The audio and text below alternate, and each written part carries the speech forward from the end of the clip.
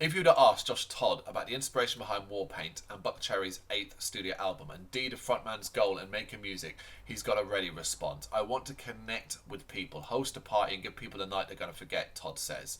The Los Angeles-based lineup have been doing exactly that since 1999 release of their self-titled album and have had hits including Lit Up, For the Movies, Crazy Bitch and Sorry, not to mention Grammy nominations, international touring and platinum sales.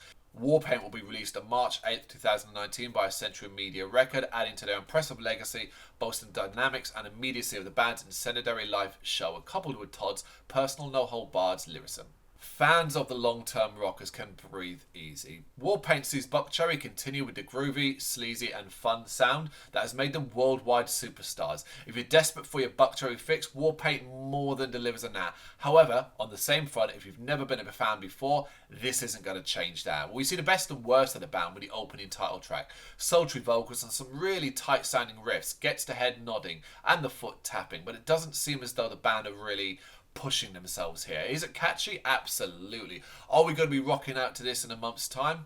Probably not. Right Now Then improves things with a bit more bark to the vocals and a dropping of an impish guitar solo, while Head Like a Hole has some hearty absorbing groove and Radio Song ironically plays out like a radio friendly rock ballad.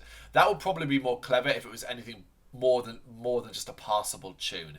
It's not as if Buckcherry are incapable of delivering strong and exciting hard rock tunes, as Bent, The Alarm and No Regrets sees the band really throw their all into getting the party started. Even later, a country tinged ballad in The Hunger is actually quite sweet sounding. Buckcherry's return comes to a close with a double header of traditional Buckcherry rock and roll as Closer and The Devil's in the Details gives us varying levels of quality rock. The former is run-of-the-mill stuff that barely elects a yawn, while the latter is an uppity and harder rocking finale, far more appealing and a stronger song to end on. As said at the start of this video, long-term fans of Buckcherry will have few complaints here, as it's business as usual for the band.